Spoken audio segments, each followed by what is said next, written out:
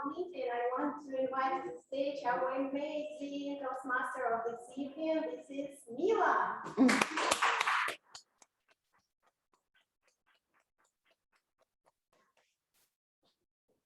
stage is yours.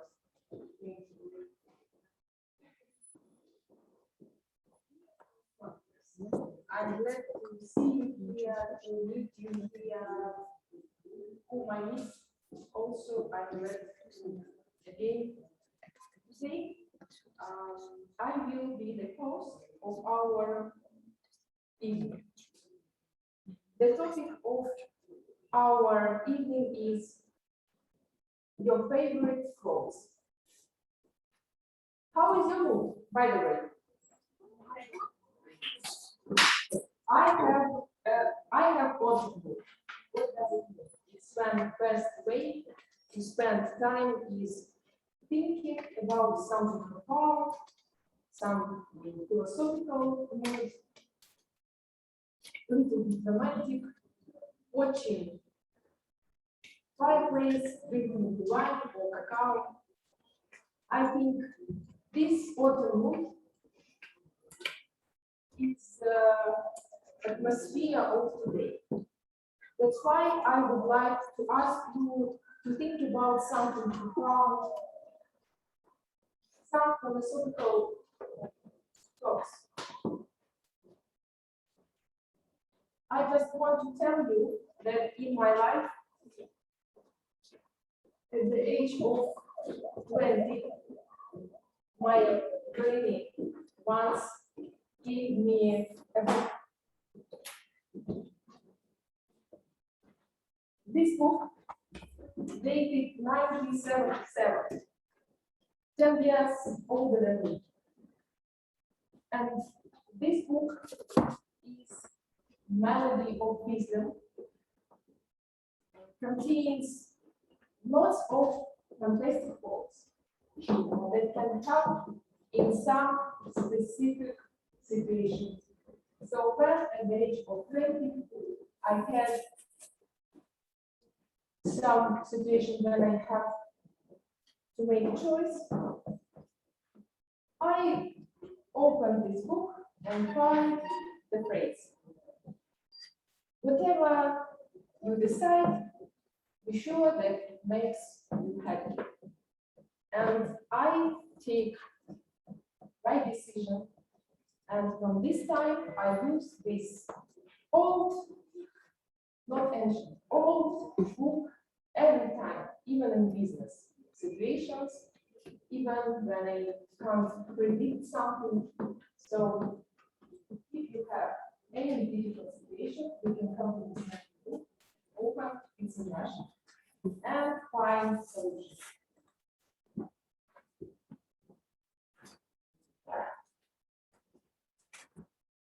I was glad to create today our guests and Toastmasters, and now I would like to invite timekeeper. But before, I would like to tell some quotes about time. Time is inestimable. Time is precious. Time, you can't turn around your time. Appreciate it. And I want to invite our timer,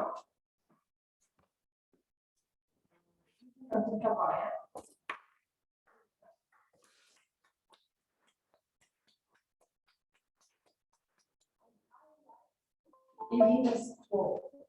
Thank you.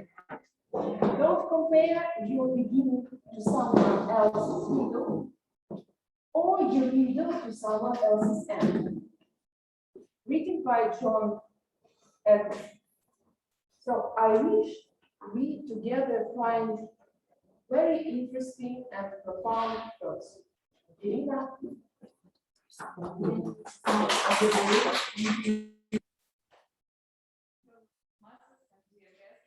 would be me. The famous physicist Albert Einstein once said, life is like riding a bicycle. If you want to keep your balance, you must keep moving. This quote was translated from the letter of Albert Einstein to his son. But what does life is like riding a bicycle really mean? For me, riding a bicycle means learning and adjusting the different areas of my life as needed for life-work balance. To keep in balance between life and work is an essential thing for all of us, right? And of course, it is different for you because you and I may have different life goals and different life roles. My role today is a timer to keep time for all the speakers to ensure that everyone speaks within a lot of time slot. To help me do this, I've got 3 colored cards, and I will raise a green card when the speaker hits the red time. I will raise the yellow card when the speaker hits target time, and I will raise the red card when the speaker has reached the end of his or her allotted time slot. Every speaker will have 30 seconds as additional as a grace period to wrap up his or her speech. And according to agenda, I can see that we have 2 speeches from 4 to 6 minutes as breakout speeches. For example, for these speeches, I will raise green card at the 4th minute, yellow card at the 5th minute, and after 6 minutes of talking, speaking, I will raise and hold on the red card. Table topics are from speeches after 1 to 2 minutes. I will show green after 1 minute, I will show yellow after 1.5, and red after 2 minutes of speaking. So every speeches are from 2 to 3 minutes. Don't forget about additional 30 seconds. It is needed for giving constructive feedback that is important for evaluations. And I will present my report in the end of the meeting, and general evaluator will invite me to the stage again. Good luck with your speeches.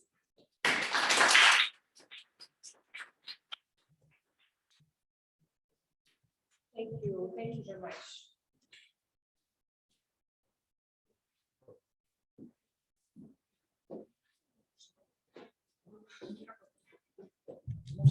Да, можно без вот сюда.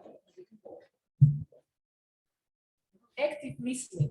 We have 2 years and 1 month, so that we could listen twice as much as we speak. Master of active listening for today is accountant Maria Chunaya. Maria. Guys, can you hear me properly? Yes? Yes. Okay, thank you. Actually, in the agenda, I'm wanted, but my real name is Masha Tunava, and now I'm your accountant.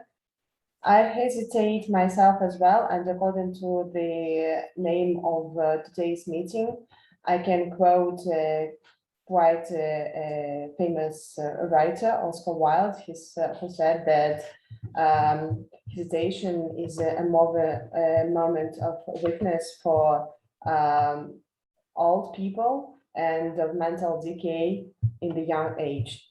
But I won't be so strict with you as Oscar Wilde was with his readers or whatever. My task for today is to evaluate your pauses in the wrong places, etc. But we are here to make progress every day and every second, aren't we? So that's why in someone's hesitation, probably I would find the right answer why this speaker made pause in this place or in the other one. Well, and I will count and your hesitations and mine probably. And at the end of the meeting, I will give you my small report. Have a good meeting to everyone.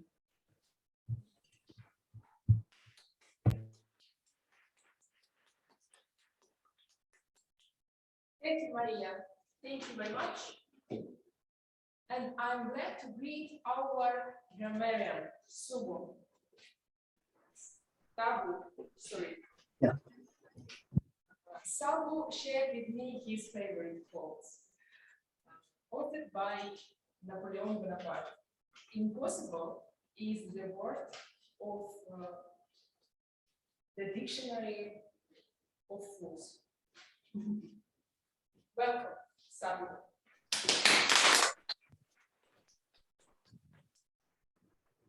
Thank you so much. I hope I'm audible. Can somebody confirm? Okay. Today, as a grammarian, it is my duty and responsibility to introduce the word for today's session. And the word for today's session is stupendous. Okay, let me repeat, stupendous. And this is an adjective form, which means extremely impressive or very surprising, okay, or astounding. So these are some of the synonyms. Let me repeat, stupendous, extremely impressive, astounding, or surprising. And there are different word forms of this, like stupendously, which is an adverbial form, stupendousness, which is a noun form. One particular usage couple of usages that I would like to share is that Moscow Toastbusters provides each of its members a stupendous experience of Toastmastering. Okay. One more example, this stupendous novel keeps you gripped to the end. And I would be noting down, any speaker who comes on the stage can use this word of the day.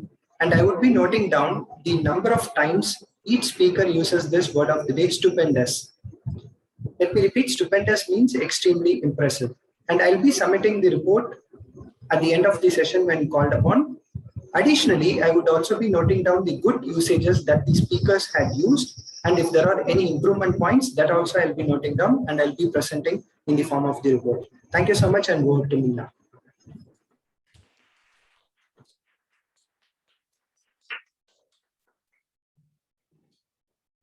Thank you, Sabu. And another master of our active listening is Anna Rabinina. Anna, I hope you was very active listener and you know what is the word of the day Okay, well, of our grammarian. you write it. Yes, Yes, in the chat. To be 100% sure. Yes, that's why I'm here to present my role. Teachers, masters, dear guests. So my role as a quiz master is to listen to all speeches and reports and table topics speeches and prepare quiz questions that we will play the quiz at the end of the meeting. What that means? That means that that if you are on your phones, you won't get any chocolates at the end of the meeting. So listen to our speakers. That's all from me.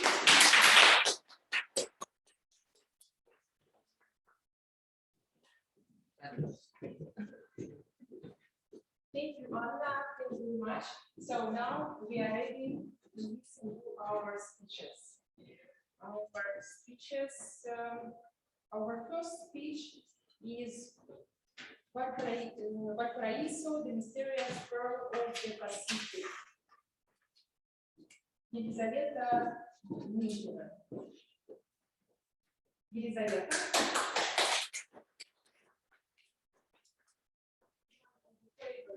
Quote of Елизавета is be warm, and mighty forces will come to you.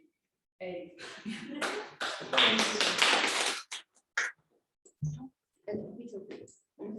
Yeah.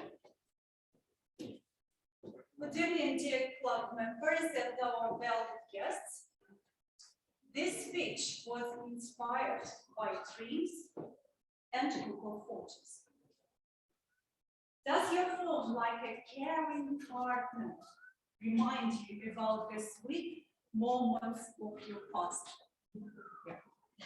Mine reminded me recently that a few years ago I traveled to Latin America. It sounds like a different world now. It was to fulfill my lifelong dream to see Iguazu Falls. Iguazu Falls are on the border of Uruguay, Paraguay, and Argentina. And this was absolutely breathtaking. It was stupendous. And it was mind-blowing. But as I said, this was unexpected. The unexpected thing was the discovery of Valparaiso, a small town in Chile, and its mystery. Do you know where Valparaiso is? Latin America. So imagine South America, and there's a long sausage on the west coast, and right in the middle of this sausage, by the coast, there is Valparaiso. It is a relatively small town. It is just below 300,000 people. If you know Kyiv near Moscow, it's roughly the same size. I'm not even sure why I went there. Probably just wanted to wash my feet in the Pacific Ocean. I heard that there was some port and some nice street graffiti, but I didn't expect anything from this. But at the moment I arrived to it, I looked to the right, I looked to the left, and I was amazed. They were beautiful, stupendously beautiful buildings that could deserve, that could embellish the capital city of the empire. For example, I would expect to see them in London, in Paris, in Vienna, but there in Chile and Kyiv, I was puzzled. When I paid a closer look, I noticed that the majority of the buildings were uncared, they were abandoned, and many of them were ruined. They looked like zombies. So if someone had money to build them, why didn't they have money to maintain them? Questions, questions, questions, and I have to find answers. So Valparaiso was set up by Spanish and let's call them explorers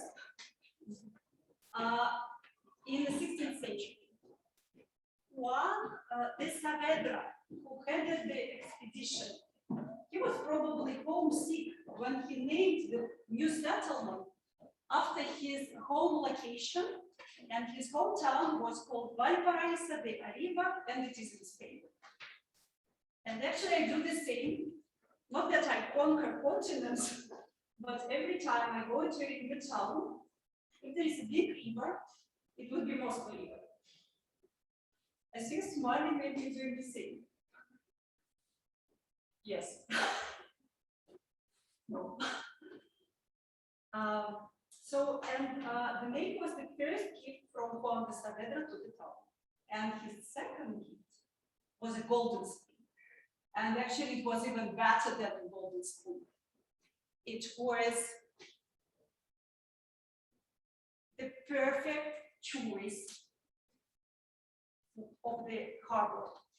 The harbor, like two caring hands, is embracing the port and protects it from any harm. Due to this strategic choice, Valparaiso quickly became one of the key ports on the Pacific Ocean. And gold, I said it was better than gold and silver because gold literally and physically rushed to the town. It was gold from Peru. It was riches of the North America, and there were cargoes from all over the world. So just in a few years, Valparaiso became very, very rich, and it was time when many of the beautiful buildings were built. The third gift from Juan de Saavedra was amazing marketing. And it was unintended consequence of the name Val Paraíso, the valley of paradise. Many people in Europe heard about the rich and prosperous town on the other side of the globe, which was called the Valley of Paradise. Do you want to live in paradise? Many people wanted. And so this marketing attracted lots of people. So adventurers, sailors, business people, engineers, I don't know, artists, architects from all over the world came to Valparaiso in search of their dream, and they built their dream from wood and stone. The city flourished until one day. Any clues? What was that? Earthquake? Volcano? Thank you. In fact, there were 2 dates and 1 engineer who killed. And you're right, the first was the earthquake. It took place on 16th of August, 1906. It was 8.2 magnitude earthquake. Near, the epicenter was near Valparaiso, and just a few minutes it smashed the town. It destroyed lots of beautiful buildings, just very quickly. But still, it was a rich port. The second killer was a very peaceful man. He was an engineer, and he had his own dream. He wanted to build a town of his own. And very luckily for him, and unluckily for Valparaiso, he married to an extremely rich woman. This lady had a huge land plot just 10 kilometers away from Valparaiso. And using her land plot as an example, he was obsessed with his idea, and he designed the city. He made very detailed plan of the city. So, and the city had wide roads and city lighting and lovely promenade on the embankment. But still, it was a crazy idea. Imagine a new Paris trying to build another Moscow at his duchy. Surprisingly, but people from the elite of Valparaiso loved his idea. And after the earthquake, they had a choice either to restore the building their houses in Valparaiso, and remember it is a port, drunk sailors, dust, or to invest into a new town, into a new dream town. And many of the people decided to invest into a town which is called Viña del Mar, the vineyard by the sea. Of course, this was not the silver bullet that killed Valparaiso, but definitely a lot of funds were diverted from Valparaiso into Viña del Mar. The money that Valparaiso needed for recovery went to Viña. But there was third magic route. It came from thousands and thousands of kilometers away. On 12th of June, 1920, the long-term dream of humanity to connect two oceans, Atlantic and Pacific, 300 years old dream. What a glorious day for mankind. Panama Channel was open. What a terrible news for Valparaiso. Almost overnight, all seaboard trading routes changed their direction. The ships now didn't have to go along the coast, along the South America. They can go directly. Valparaiso has lost its global significance as a port. Is the city alive now? Yes, it is. Recently, it was included in the beginning of 2000s. It was included in the UNESCO Heritage Program. And the most amazing that the marketing from one center still works. And lots of tourists from all over the world come there. And lots of artists and arts people, they come there in search of their personal paradise. And you can find amazing street graffiti. It's really high quality graffiti on the streets. But the moment of this past glory has gone. Dreams. Dreams are very powerful. They can build cities, they can destroy cities, they can connect to oceans, they can bring you to the other side of the globe. And nowadays, even to the Mars. So what's your big dream? What is your price?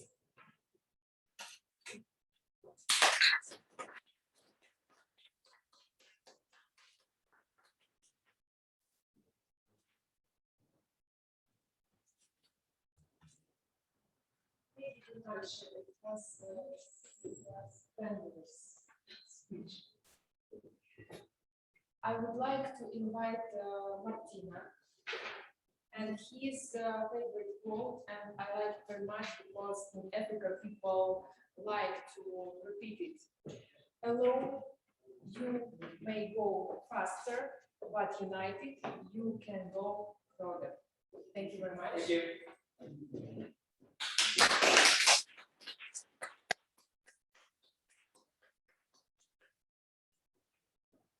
Do you think traditions are still contemporary, or it's an old-fashioned thing? I'll tell you my story. I was born and raised in a very, very traditional place in Southeast Italy. Yeah. So just to give you an idea, on Sunday, I will explain you how Sunday went in the place where I was born, and not just my family, but it was widespread all over that area. And I think it's it. Sunday morning, yeah, you expected I would wake up with the alarm clock, or no alarm clock actually. No, I would wake up with the smell, with the flavor of the tomato sauce of my mother. They should start cooking from the 7 a.m. to 7 a.m. with fried meatballs and meat and veal and all that stuff, right? So yeah, no way you can see it. No way you can see it on Saturday morning because you're already awakened by the flavor of the place, of the cooking. All right, so time at 8. So time to get dressed with the most stupendous clothes that you have, because you need to go to the church, right? So it's time to go to the church, obviously. So everyone needs to get dressed quickly. Because if you arrive late, you're gonna stand, and you don't want to stand for 45 minutes, right? So you want to stay on the first lane, on the first row, because the first row is the most glamorous somehow, even though you're in the church, right? Now, yeah, after the celebration, out in the porch, people would just chit chat and talk about what you're gonna cook for lunch, all these things, as if they don't know what what each other is gonna cook, all this stuff. All straight to the home, and we start the meal, the lunch of the day, the Sunday lunch. which is not a Sunday lunch. It's a marathon of food. You start from by eating, and starters like meat, cheese, and I cannot tell you how many things. Lasagna, which was like something like 10 layers, so you should basically need the layer to jump on top and to start understanding what it was. Second dish, fruit, tiramisu, also that, even 20 layers. I don't know, I crumbled that sometimes. Yeah, after lunch, obviously, mothers, they would not be happy because you didn't eat enough, right? You didn't have enough food. So they would ask you, you didn't eat anything. Now, after food, so Italy, what is the main tradition of Italy? Right? You may say culture, no, it's football. It's football. So my father used to take me to football when I was at to watch football games of the local team when I was 5, 6. It's the most cultural place where you can be. You learn swearing, you can learn bad words. It's amazing for a kid, right? But yeah, it's a way of culture. Yeah. So not think that Italy is just about culture, beautiful monuments. It's most of the talking in Italy, unfortunately, is not about football and other things, but these we can mention on the next talk. Coming back from the football, my mother is like, we need to go for a stroll. It's time to go for a stroll. Get dressed. We need to go for a stroll. You think that was a stroll? It was a standing stroll. Because basically you walk 10 meters, you meet someone, and you stand there for 30 minutes talking. Man talking about football or whatever, man can talk other than football. And women talking about clothes, what they gonna cook for the whole week, and all these type of things, right? Now, this is to give you an idea, so we will come back home.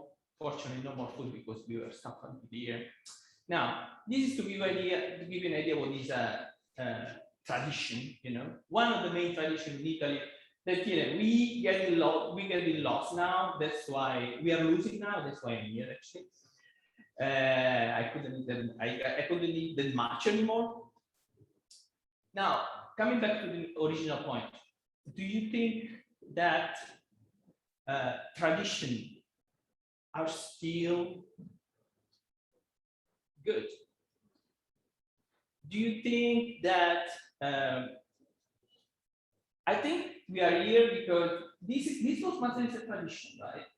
What tradition does is actually bring people together, unite people. Okay, this is what I think. And also, I read a quote the other day that actually took that impressed me a lot. Is if you go alone, you go fast, right? You may go fast, but if you are united, you go further. Thank you.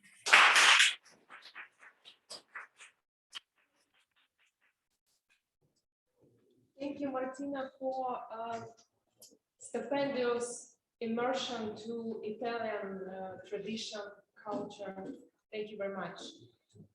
And I'm glad to invite now Alla Agadova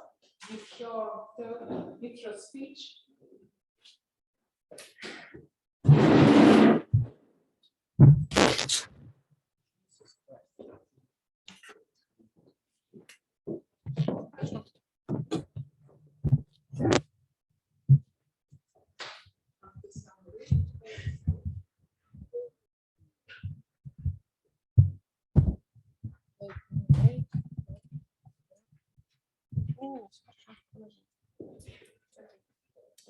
Alla Agadova, the way I overcame myself. Please.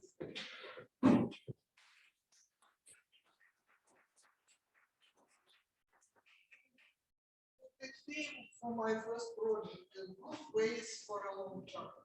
But somehow, maybe I was too lazy, or I don't know why, there was no theme.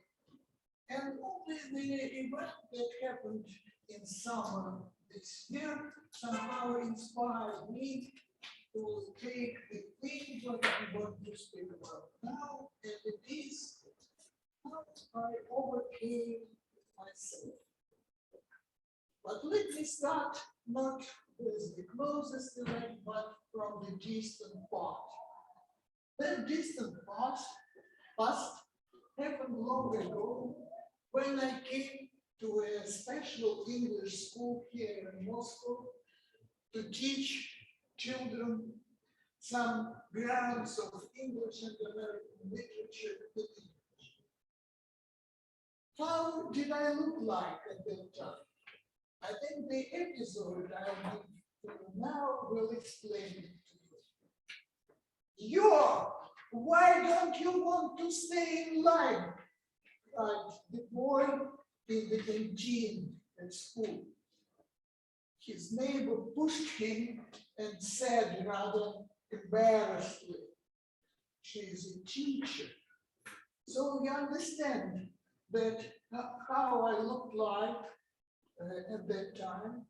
And such a teacher came to teach children, though it was only 1/3 part of the class. Nevertheless, it took me some efforts to make them listen to me, to make them to get interested in my teaching. I wanted to see their shining eyes during my teaching. And finally, I succeeded. I overcame my nervousness and worries that were typical for me in my first lessons. And finally, I made them to get interested, and I saw their shining eyes. Time was flying very rapidly, and there were many situations when it was necessary somehow to avoid nervousness, to avoid worries. And one of such situations was my public lecture. With my public lectures for the society called Znania, knowledge, maybe the people who are older remember this society. And with these lectures, I was in many places of then Soviet Union. So it was necessary to attract the attention of the listeners. It was necessary to make them listen to me, and again, to get interested in what I was talking about. And I managed, and I also overcame myself. I was flying still more rapidly, and somehow, all of a sudden, as it seemed to me, of course, I got retired. And now came the event that happened in summer last year. My friend and me went on a tour over Altai Mountains. By the way, have you ever been there? If not, my best advice, go there and you will enjoy your travels. So the program was well known even when we were still in Moscow. And there were 2 points rather doubtful for us, not very young women, to tell you frankly, to visit. One of them was the rise on a lift road. So my friend and me came there, and my friend first didn't want to get there. First, I tried to calm her. I managed. And you see, the end of our travel, we are arriving already after a long rise, and both are happy. But it was not the most interesting point of our travel. I mentioned there was also the water rafting. on a stormy river, Katun was planned there. Can you imagine us amidst the waves of the stormy river?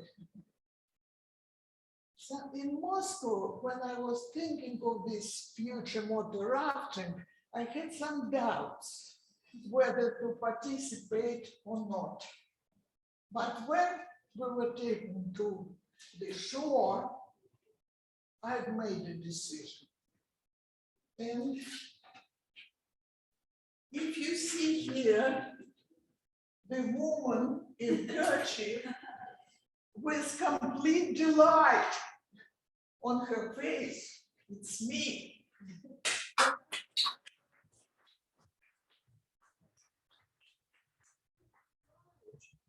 Can be explained not only by the travel itself amidst the waves, but I again overcame myself.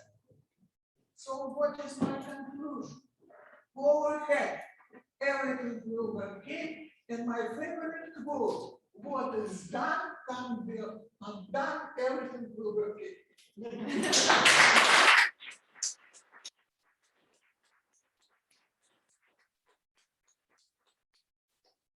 Allah, the potential is greater than obstacles, I think. Thanks for your experience of life. Break. And please donate 100 rubles for such a nice and For snacks. profound meeting, also snacks, and good atmosphere of prosperous Toastmasters. Right. So you can do it by credit card or in cash by putting some money in box.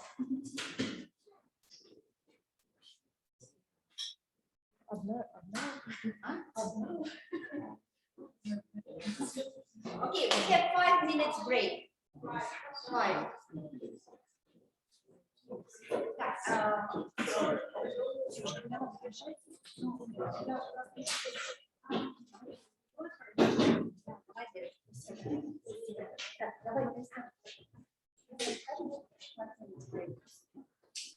Guys, we have 5 minutes break. You can talk a bit.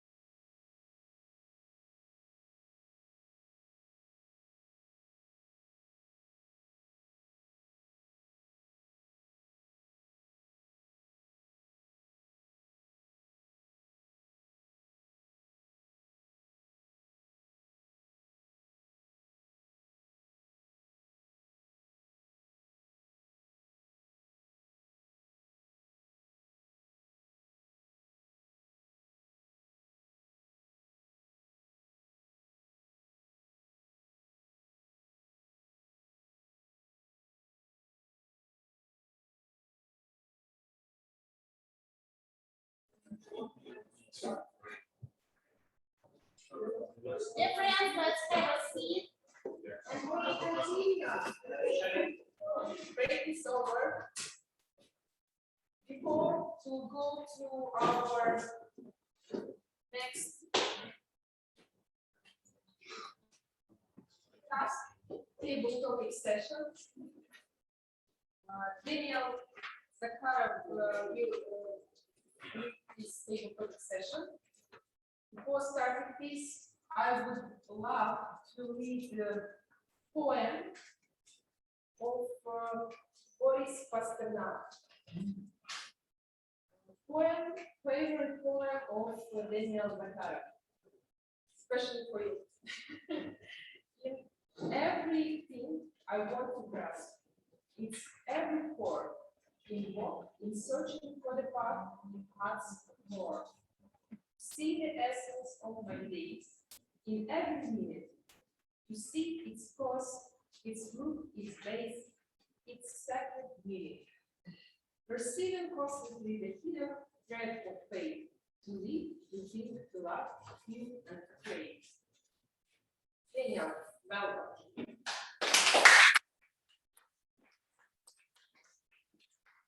Thank you very much for the Toastmaster. We come to conclude that your favorite book is the Melody of Wisdom. When I find myself during the times of pensive contemplation, Pasternak is one of the authors who I like read and find the ways and means. Good evening, everyone, dear Toastmasters. Now I would like to start the session of the table topics, and for this, as we are dealing with quotes today, I have prepared a selection of 10 quotes. So what I suggest we do is when a table topic speaker comes to the stage, they choose a number from 1 to 10, and there are 3 numbered quotes, and then you will be given a quote, and I will ask you to express your thoughts, opinions, feelings, and any other inspiration that you may feel you choose to share with us. Without any further ado, may I please invite here the first volunteer. Any volunteers in the audience, please? Please, try.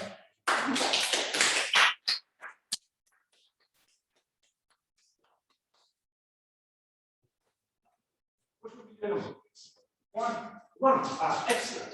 We have quotes here from Heraclitus of Ephesus that was good 2,500 years prior to this date.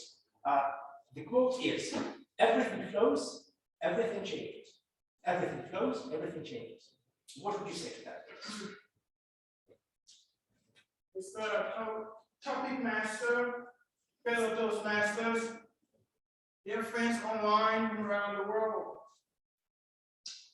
Everything flows, everything changes. Nature. Well, what comes to mind immediately is my life, you know? I never thought I would become a Russian citizen. I remember when I got my Russian passport for the first time, it still feels weird. And since then, a lot of things have changed. I was just talking to Irina a couple of minutes ago. I didn't know that I would actually be settled in Russia. Now I am. So to me, that means really life changes. Everything flows to me means that you kind of should take things as they come. Don't try to force things, don't try to push things so hard, and you should adjust and adapt to different situations. This is life, my friends. Sometimes you have expectations and dreams, but life has something different in store for you. So really, everything flows, everything changes. We should be open to those changes, not be too stubborn. Sometimes it's hard, sometimes our ego comes in the way. But everything changes, everything everything flows to me is really about life. And just let it flow, flow, let it flow.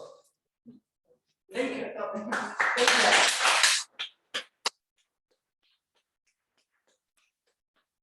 you. That's such an eloquent perspective on the changes. Yes, sir.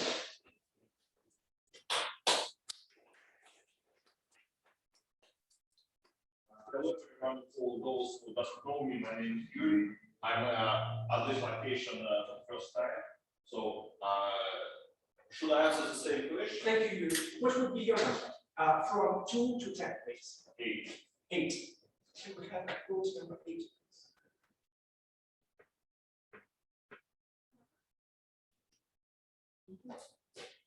A man grows old, not with a physical age, but when he stops being a child. Valentin Rasputin, from his novel Farewell to My Toy. A man grows old, not with a physical age, but when he stops being a child. Okay. Okay. First of all, I would like to thank you all for probably this. This is an abnormal location. Revelation has gone down upon my mind. Well, and probably I have got an idea. I have got a guess why I am not a good Toastmaster, because I'm not talented and making a talkative speech. So things, the content, the main core of the main essence for 1 minute. Other people say for 10 minutes. That is probably the biggest talent of real Toastmasters. So I'll try my best to correct this my weak point. Now, regarding to the phrase by Valentin Rasputin. Well, you see, actually, everyone knows probably. Yes, age is the matter of mind. If you don't mind, it doesn't matter. Probably everyone knows that phrase, that upper hand. Well, regarding to Rasputin's phrase, my parents have always told me I'm still a child in my soul, so it's difficult for me to judge. Thank you.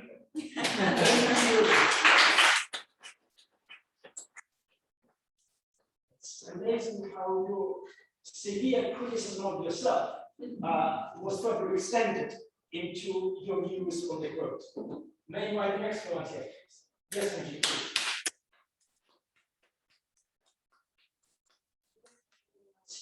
Please introduce yourself and Yeah, good evening, everybody. My name is MG.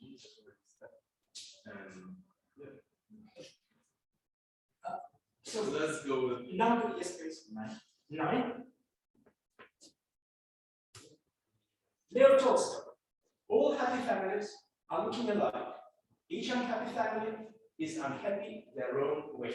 From Anna Karenina. All happy families are looking alike. Each unhappy family is unhappy their own way. How would you express your views on this? All happy families are looking alike. Each unhappy family is unhappy their own way.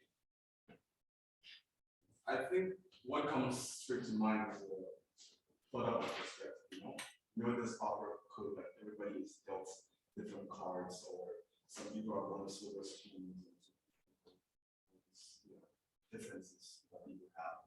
We see somebody that maybe in a family, maybe they're impoverished, they're born with foreign parents that have a lot when it comes to materialistic objects, but still they still find a way to give them happiness, like a good childhood, a very stable home, however unrealistic that may sound, despite what happened, the material quote-unquote resources. While also you might look at maybe celebrities, these people that everybody looks up to, like icons, for instance. Because like before, it was like, okay, yeah, like celebrities, you think that you have everything figure out, you have the world, you do everything you want, but you don't really know what's happening like, indoors. I mean, maybe the person has like a lot of money, but having too much also might take away from the joy. Which is funny because I just remember the series I watched like 2 weeks ago. It's quite popular. It's called Spooky. I don't know if anybody's popular with the series. And the last episode, this is a spoiler. I apologize. The guy basically was saying that the problem with people is that when you don't have a lot, you're not satisfied with life when you don't have a lot. Like when you're poor. And when you have too much, your relationships have everything, you're still not satisfied because whatever you get, you easily get like used to it. You think about getting like a nice apartment, a good apartment, 2 weeks later, you just got it home. It's huge. You send that was sleeping yesterday. You got a new BMW, 4 series or something. After a month, it's just a car. You know? It doesn't really matter. It's just moving fools. Thank you. Somewhat don't. John Strange happiness, these are very philosophical ideas, and the quotes may inspire, but also make people perspire. And may I invite someone from the online audience to perhaps try to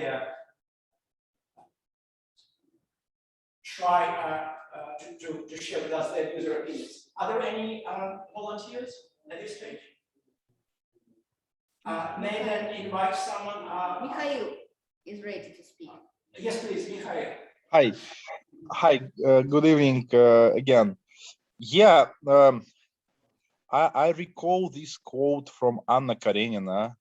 Mikhail, I'm sorry, will you please choose a number from 1 to 10, except 1, 8, or 9? Okay, then 7. 7, please. Yep. Rudyard Kipling. If you can make one heap of all your winnings and risk it all on one turn of 3 chantos and lose and start again at your beginnings and never breathe a word about your loss. That is a quote from his poem If. If you can make one heap of all your winnings and risk it all on one turn of 3 chantos and lose and start again at your beginnings and never breathe a word about your loss. How do you feel about this quote? I feel about this quote that it is, of course, could be a motto for a life of a man who is not really afraid of any challenges to gain and to reach his goals. Of course, I cannot recall from which book this quote is, but Kipling, Mr. Kipling, has always, from my point of view, has always wrote a very life positive novels, which were covering very complicated moments in the lives of the persons that he was writing about. And also, this quote also recalls me of one very funny story which happened to me once back in my more junior years. Once I've been in casino with colleagues of mine, with senior bankers in city of Vienna, and we were playing blackjack, and unfortunately it appeared that I lost everything during this game, but I did not give up and went to the roulette machine and put everything on an even number and won, and left the casino with some extra money in my pocket. So it could be kind of a short story of a Kipling's remarks. So never give up, and you can risk everything in one go, but even if you lose, you can try once again, and at one day you would succeed. Thank you, Mikhail.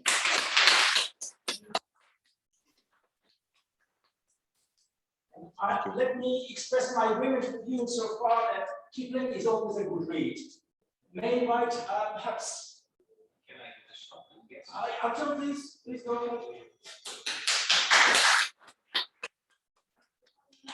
From 2 to 6 or 10.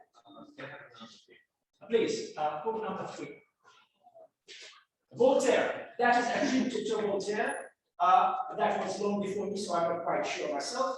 Common sense is not that one. It is also attributed to Mark Twain, but given that Voltaire had lived prior to Mark Twain, and we all know that Voltaire was a French philosopher, writer, lawyer, among other things.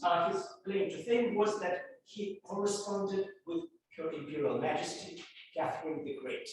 So common sense is not that common. Voltaire is first. I'm not sure if you in this regard, but still, Voltaire was obviously an amazing person. And, well, I'm not sure he influenced me directly. I'm not a very big fan of Voltaire, but I guess we all know that common sense in people, especially when we meet people who lack it, is something that wish they had. But I'm not sure that this quote is part of his life philosophy. It's something more like a phrase you would say in salons that people make up some quick and witty remarks to each other while drinking and discussing the late books and philosophy at the time. But still, I think it's this kind of lost art in modern day. The art of this light-hearted and easy conversation. You could just try to have a good time, but in a more intellectual way. And this, I don't remember what it's called. I think it was, at the time it was like the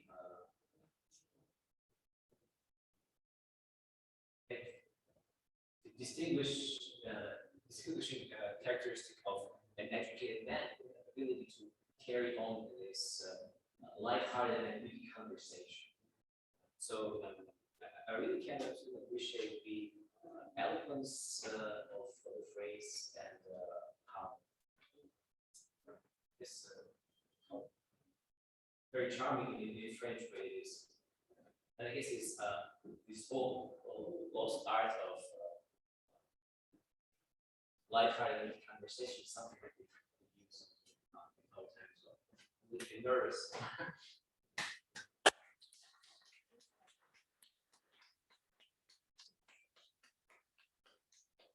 Thank you very much for uncovering multiple layers of this quote. May I invite another volunteer, please? Yes, please.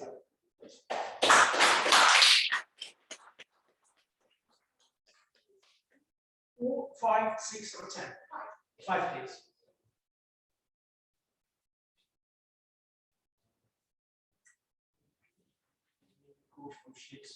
Oh, sorry, I was. I forgot that was me. Forbear to judge, for we are sinners all. Shakespeare. And that is a quote from Henry VI. As we know, Shakespeare was an English writer. They had quite a few Henrys. English are known for their Henrys. They had 8 of them, twice as much as the French. So this is a quote from Henry VI. Forbear to judge, for we are sinners all. How do you feel about this quote? What do you think the author tries to express? All of us have some sinners. It's normal because we make some mistakes, we can make mistakes, and it's okay. It's a part of our life. We are improving our skills, we make mistakes, we decide some souls, and we find the solution in this process when we make these mistakes. And the sin, I think it's something like a part of our life, because if we don't know, if we have never known about the sin of different people, of others people, we didn't know how to behave ourselves, what to do in our life. I think the different sins make us more better. We understand what we should do in our life. We see different wrong behavior. And about judge, how to judge when mistake person.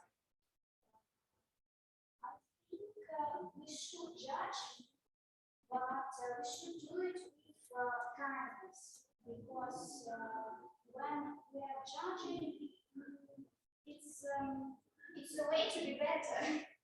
When we are judging, it's a way to decide what is important, what is right, and the judgment as a thing is an important thing in our life. But of course, we should understand that all of us make mistakes and make some wrong and choose some wrong ways. That's why I think that the judgment is a good thing, but when with kindness. Just a second, please. That's my mistake, because I haven't asked you to introduce yourself, and we Toastmasters are getting 260%, 260 degrees feedback, and each speech is getting evaluated. So for the evaluators, may I ask you to introduce yourself? Okay, my name is Ed. Sorry.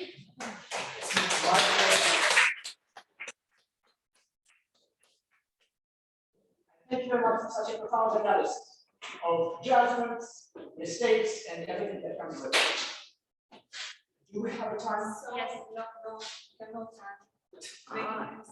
No. We will give the chance to speak to this beautiful girl. Please.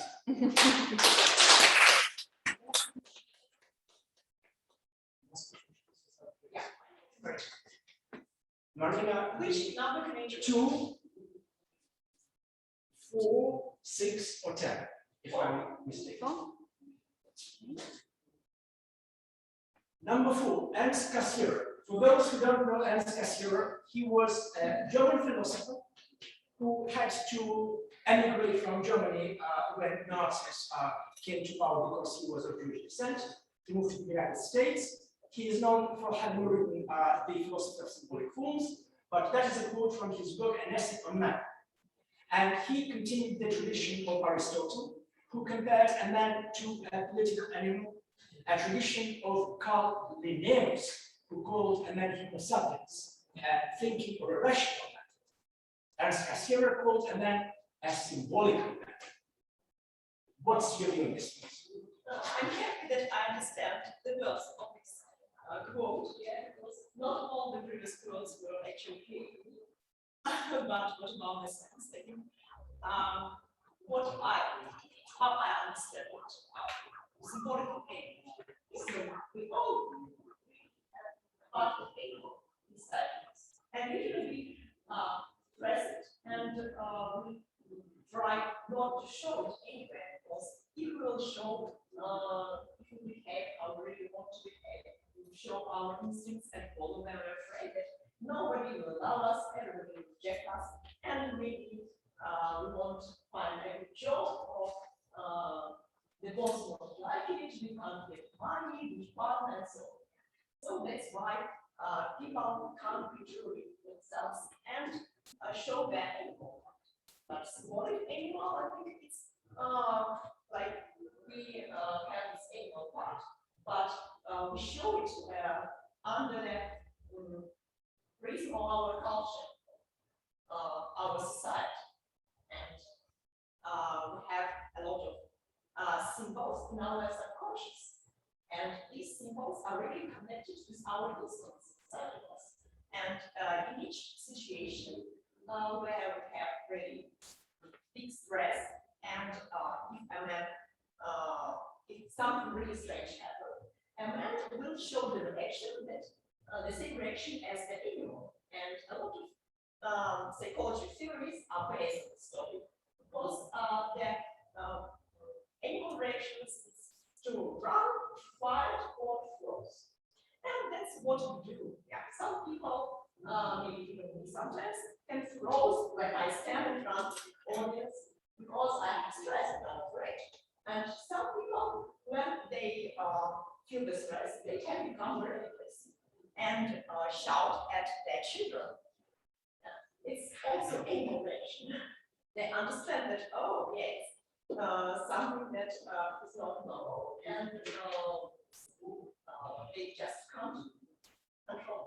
And another reaction is to run, and usually we try not to do something which can be really difficult for us, where we can cause some difficulties, or where we can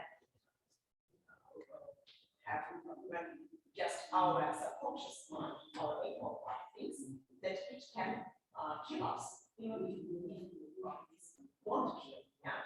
For example, our products are overcome her fears, and it's really rare that she did, because usually our ego but allow us to do some extreme sports, to jump high, because it thinks that it can be dangerous, and just protect us. So it's how our inner animal tries to help us and protect us. But usually we just do a little harm and prevent us from doing or achieving something that we really want to achieve in our life. Yeah. So it's better to have a good, clear communication with our animal part inside of us, and to not try to destroy animal, but try to negotiate with our animal and help. And in this case, our animal will be our friend and help us. So our animal wants to have pleasure, and we need to give our animal opportunity to enjoy something, to have food which we really like, to do sports, to do some physical activity. And if we will do it, our animal will be healthy and happy. That's okay. Yeah. Thank you.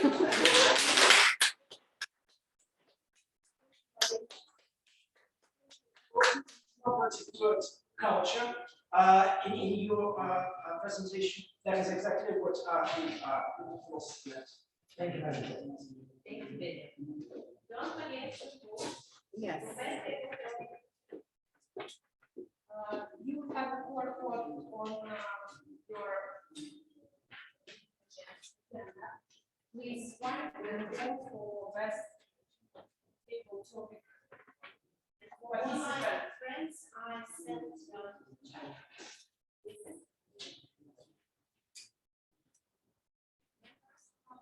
You can find this link in our chat.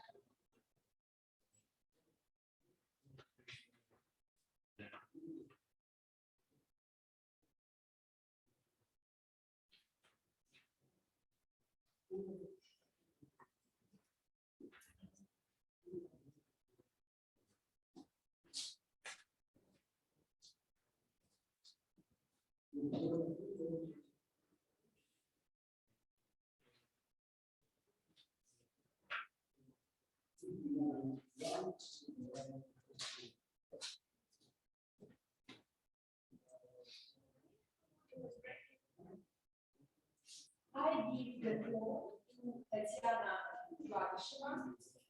Your favorite quote is, I don't dare to speak when if I have nothing to say. Tatiana.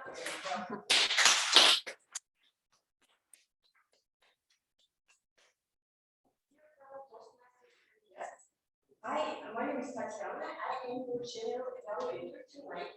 And let me tell you what, either I'm in a very good mood tonight, or we are having a really good meeting. So I'm going to praise all the participants tonight. Get ready for that. But before I start doing it, let me invite to the virtual stage the first evaluator, our third speaker, Alla Agatova. Thane Cheddar. Thane, are you ready?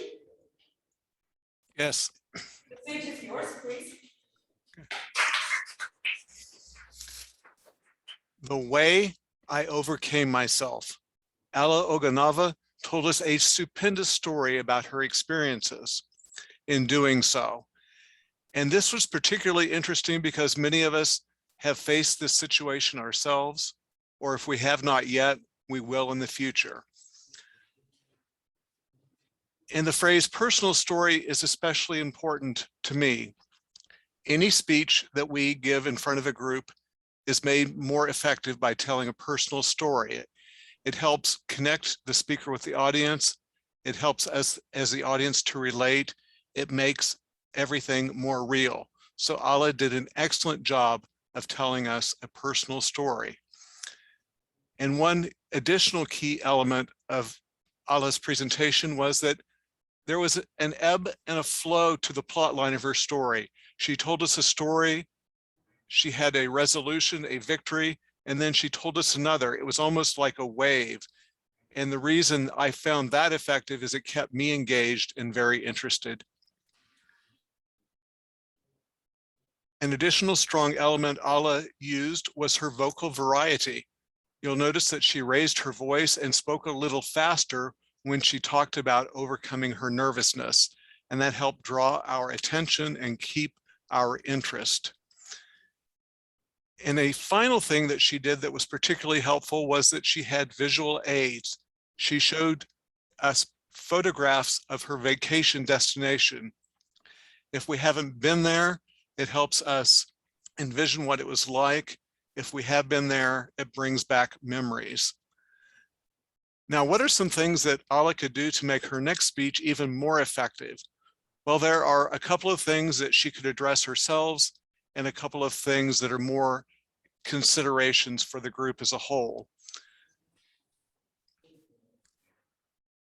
The things that she could do to make herself, to make the speech even more effective, is think about the use of gestures. Much of our communication is non-visual, and I'm not sure about Russia, but here in the United States, people will often use their hands to emphasize points. And that's something to consider. And also the visuals, while very helpful, if there's a way to think about making them even larger, I could see them somewhat. And from judging the size of the room, some people were back 6 meters from the front of the room. It might be hard to see what the pictures portrayed. So think about making them larger. The two things to think about as a group is where you place your microphone. At times I found it difficult to hear Alla or other speakers as well. So think about where you place the microphone. And in Alla's case, I never quite heard exactly where she vacationed. So these are two things to consider. In conclusion, I like that Alla had a conclusion. She talked about the opportunities to embrace change. That's a very important, valuable lesson for all of us, and made her speech very effective and important. Thank you.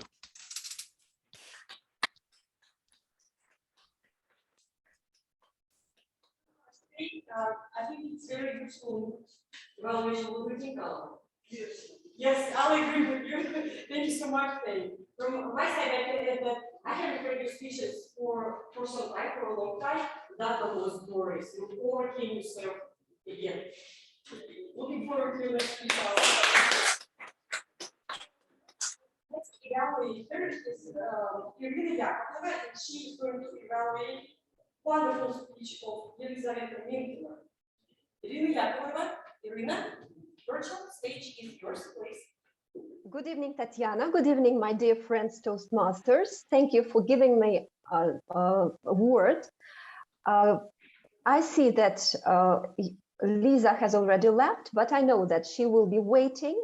She will be watching my evaluation after that on video. So I will let myself to address her in the first person. Lisa, your speech was really a great one, a great example of what a speech can look like. The first thing I would like to start with. So you began your speech with a very interesting element. So you started it with a welcoming invitation to the place of your dream, Valparaiso. For many of us, it's just a word. It's just a very beautiful, stupendous geographical name. But you gave us a lot of information about what it is really, the place of your dream. How did you do that? So today, your goal of your speech, the objective of your speech, as far as I understand, is to take into consideration the feedback that you got from the previous evaluator. And the previous evaluator paid special attention to two things. The first thing is your body language, and the second one is your position, your posture. The first thing, you coped with it in a perfect manner. Your body language was really something that drew our attention, because you moved in a very free way. You addressed the audience. You asked questions in a very brave way, because I know that it's not a very easy thing to ask questions when you speak in front of the audience, because sometimes you are afraid that you will not have the right answers, or sometimes you are afraid that you will not answer at all. So, and you did it in a very brave and very good way. I like the way you gave us information about the history of the place, about the place itself, what it looks like. One thing I would recommend you in your future speeches, if you give us a bright story of a bright place, of a bright person, it's a good idea to accompany it with some visual material, with some pictures, with some slides. Because if we look at this, we just do it in parallel with we hear and we watch. And this is a full, gorgeous, and stupendous picture. One more thing is, it is my personal opinion. To my mind, your speech looked like more another project, research and presentation. Maybe you could do a little bit less of some factual information and gave us more emotions, because this speech, as far as you started it, it was mainly about emotions and the joy of life. So thank you very much for this opportunity, and I wish you very good success in your future projects. Thank you.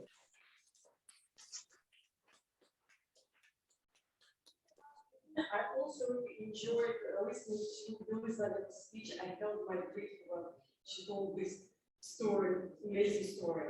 Okay, and now it's time for our third evaluator, or second speaker, and it's going to be Olga Kostova. Olga, please, real stage.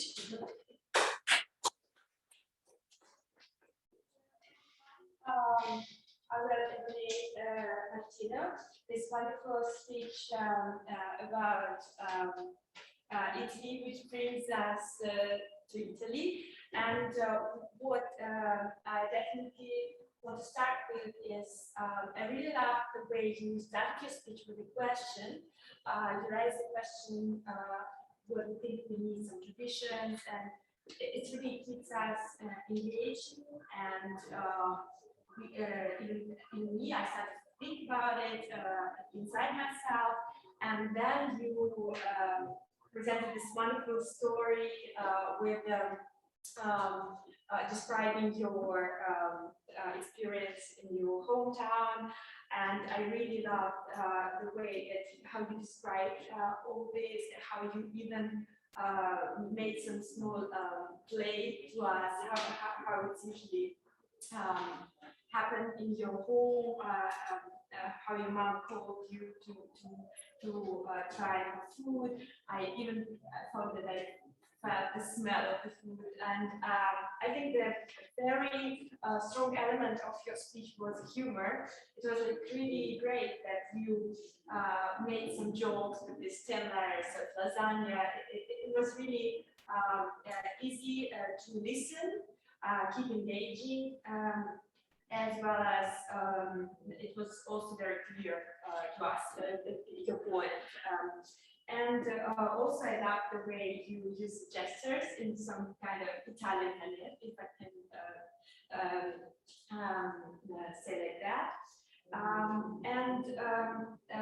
Of course, we all have some points on which we can work, and in order to improve our speeches. So maybe it would be nice, and I also have such mistake I make right now. Here I didn't say hello to our friends from Zoom, and you can also be not only keep attention from the open live audience, also work sometimes on the camera, because we have this situation here, technical. And yeah, and I also thought it could be how could be nice if you could bring some photos or make some small presentation in order to show us, especially something that is very uncommon and unusual to us, people from this country. So we could see this wonderful food, maybe your mom, maybe this nice outfit from church. You know, it could be just a nice addition for the speech. So all in all, it was wonderful. Thank you very much. I really enjoyed it, and I'm sure you will, of course, succeed in your public speaking. Thank you very much.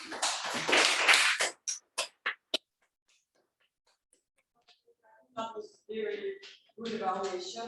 Martino, your speech probably was the most tastiest story I ever heard here in this audience. Okay, guys, now let's proceed to the main evaluation, to the evaluation of the whole meeting. Our short staff ladies committee did a great job preparing the meeting, the audience, the classroom. Thank you very much, Diana and Alina. Miss Toastmaster, very good selection of the theme of the meeting. I really enjoyed it. I really enjoyed when you shared your personal story. You told us about your favorite book, the source of your inspiration. Very touching, very personal. Thank you for that. And next, that's going to be later. I think now it's time for our counter to give our report. Maria, you ready? Maria, please. Maria Tornaiva, welcome to virtual speech. Thank you, dear General Evaluator. So for me, hesitation is something that helps us hear someone's thinking, and through hesitating, we can reach some conclusions and some understanding sometimes. But anyway, we can't exist without hesitating, whether with our actions, whether with our words. And yeah, I can say in general, because as for the improvisation, it was quite hard to concentrate on the names because there was echo in your room, but it's not a problem. Like for my role, it's not so important. Anyway, I mean, in general, I can say even we pronounce lots of A, R, while we can change them into some words. We can replace them into so, or what I wanted to say, and by the way, so on, some linking words, for example. And also, as for pronunciation and phonetics, we can use low false. For example, Martina and Tain were quite a good example of low false when you start this sentence and when you follow your voice from the very ground. And also pauses are crucial, like to emphasize your thought, to let your audience breathe some time. And I'd like to emphasize, to underline rather, some of the stupendous speakers of tonight. Mrs. Sabo, Martina, Ala Aganova, Alana Kamba, and Tain Shatter as a native speaker for sure. And so that's all for me. Thanks for inviting, and this was a pleasure being with you.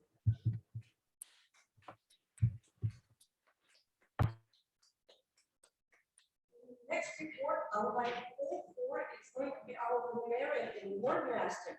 And I would like to know who is the winner in the word for the usage of their word of the day. You have chosen such a complicated, sophisticated word, so please.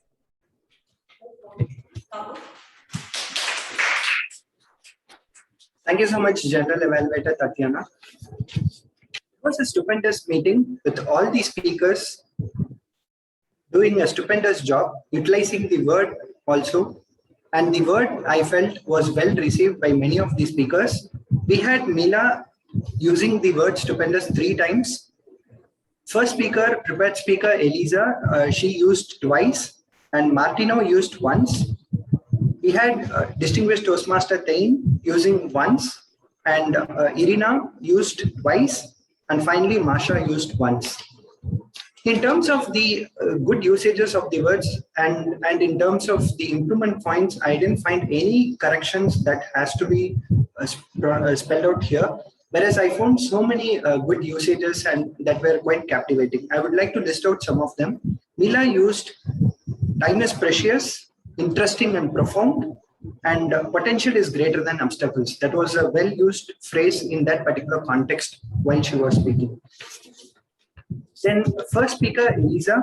So she had used conquer continent, unintended consequences, breathe into the other side of the globe. That was well structured phrase over there. Martino used marathon of food. That was a well thought phrase. Cultural place. Alla used shining eyes, typical forms, public lectures, and complete delight. Daniel had good usages like ways and needs, eloquent perspective. That was a different usage I felt. Inspire but perspire. Okay, the TT table topic speakers, I couldn't capture the names exactly, but I'll go with the order. Speaker number 1 used adjust and adapt, different in difference in store. Speaker number 2 had good usages like abnormal occasion and revelation. Matter of mind, child in my soul. Speaker number 3, despite being happy. Mikhail used model of life, complicated moments, thrive once again. Speaker number 5 used good usages like distinguished characteristics, eloquence of phrase. And speaker number 6, who spoke about judging, she used way to rebuttal. That was a good usage over there. And speaker number 7, symbolic, who spoke on symbolic animal, she used subconscious mind. Distinguished Toastmaster Tain used envision, bring back memories, embrace change. And Irina used bright story of a bright place of a bright life and joy of life. Olga used strong element of speech. Just couple of pointers here. There was a usage older than me. It could have been better rephrased to older to me. And there's not a recommendation, but there was a word destroyed used in multiple places of the speech. It could have been even replaced with other word usages like sabotage. Thank you so much. And let me hand over the stage back to the general evaluator, Tatiana. Thank you so much. So brief evaluation for our Mr. Tabletop. Mr. Tabletop Master. Right? Daniel, very good selection of the thing to discuss. Very sophisticated one. You demonstrated a deep knowledge of Russian and international literature. I think all of us really expanded our understanding of what's going on there. And what's next? Who's next? Timer. Okay, Irina. Very good report, very good presentation of yourself. Please come to the stage and give us the timing report.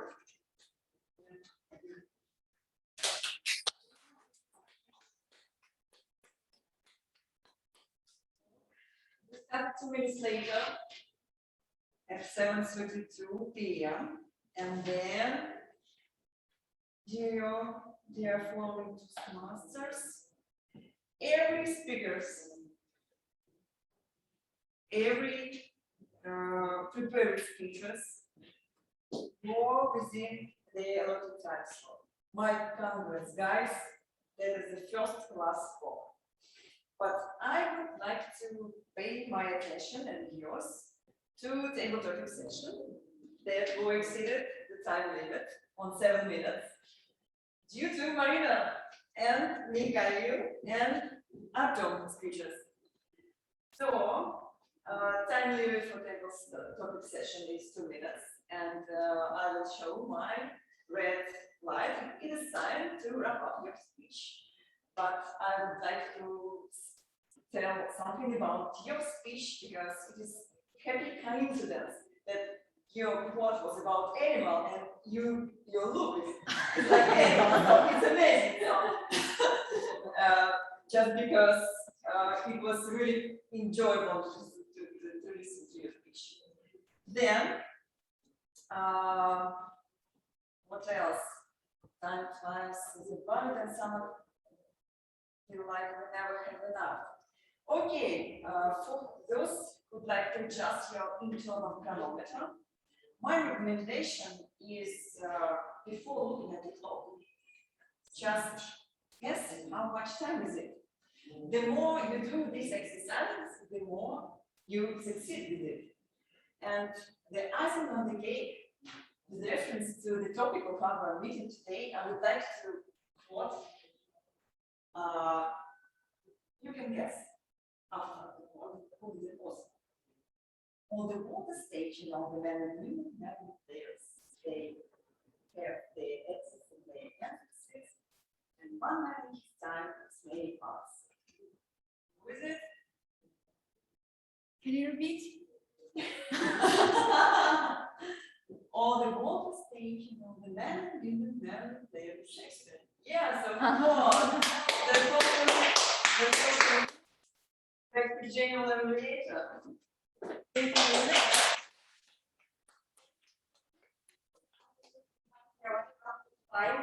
go to the most exciting part of our meeting.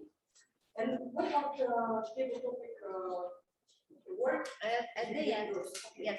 So I'm giving up my speech to Anna, Right. Quizmaster. Mila. Mila will be my assistant. Okay, I have 10 questions. Easy one. So, what mythical creatures live? These are compared buildings in Valparaiso.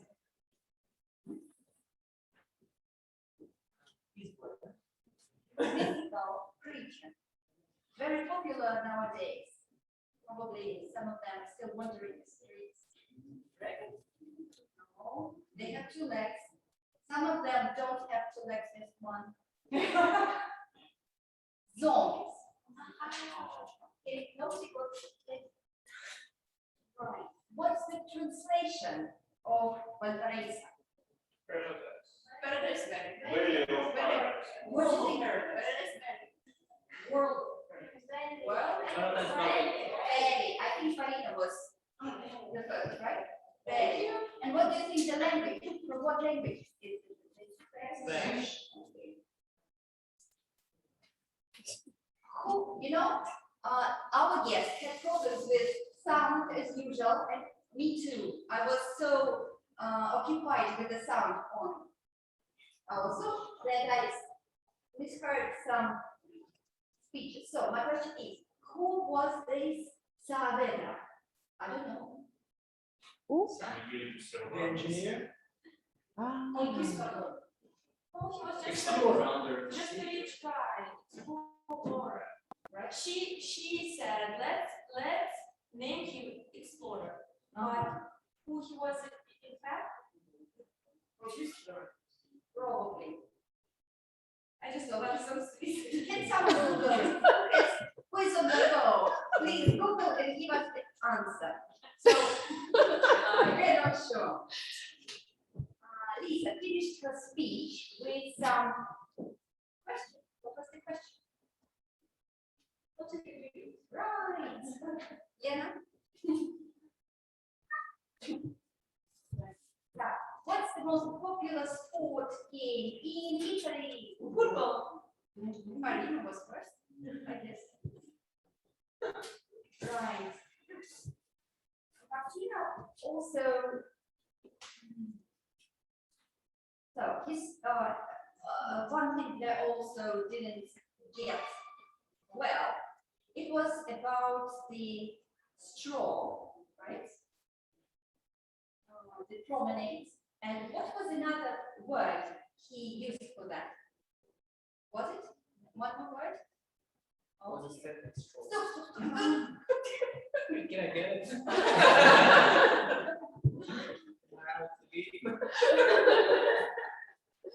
Can you repeat for everyone to hear?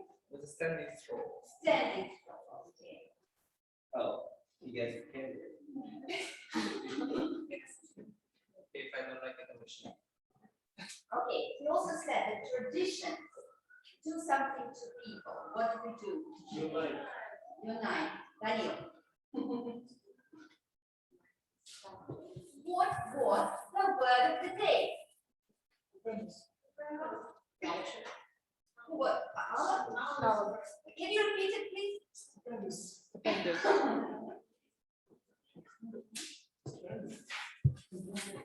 So Allah enjoyed some extreme sport in Altai Mountains. What was that? And what another? It's not a sport, but an activity. No. Please give it. Share with me, please. I would call it cable car lifting. What? Cable car lifting. You get candy. Okay, what was others? Not a motto. What did you say at the end of her speech? Go ahead, Joe. Go ahead. What authors were mentioned? Quotes by what authors were mentioned in the table topic session? Tolstoy, Shakespeare.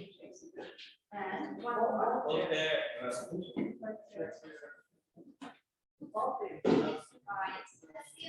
Okay, so Daniel and Gaston.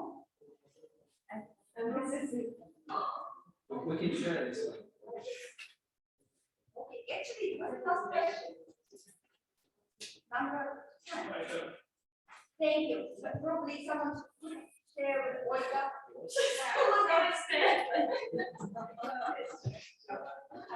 Okay. Thank you for your listening. The stage is belongs to our president, Alina.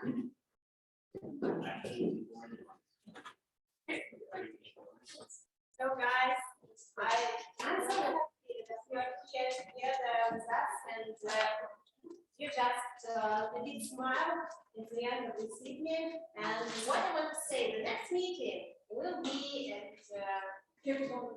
27th of October. Yes, in 2 weeks. So come and take roles. Newcomers, you can take roles, small role. And before we go to after party, before we go to after party, I want to celebrate our icebreaker for today. This is Martina. Welcome to the stage.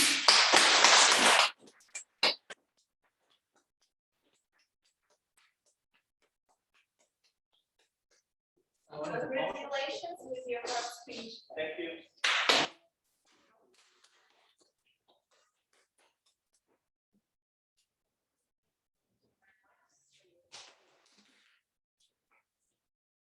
Next one is best table topic.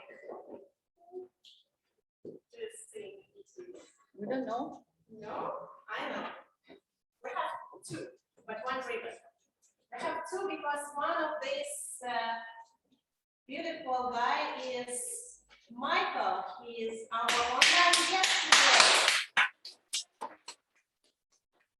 Thank you very much. Thank you very much. Michael, come to us next time offline and we will give you the same ribbon. I will. I will. Thank you. And the ribbon goes to Alan Akamba.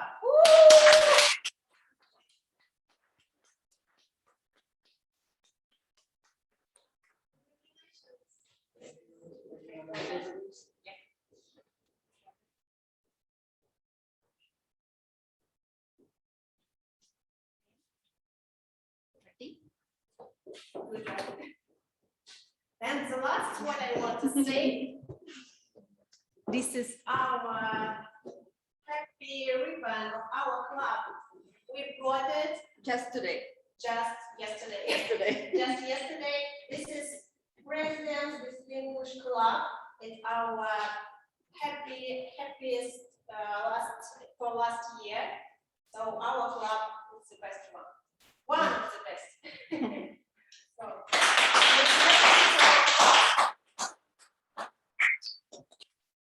what else?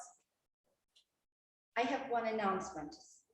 Can I make it? Yeah. Okay. Come to the stage. Everyone wants to see you. Okay. In a week and a half, we are going to have area contests.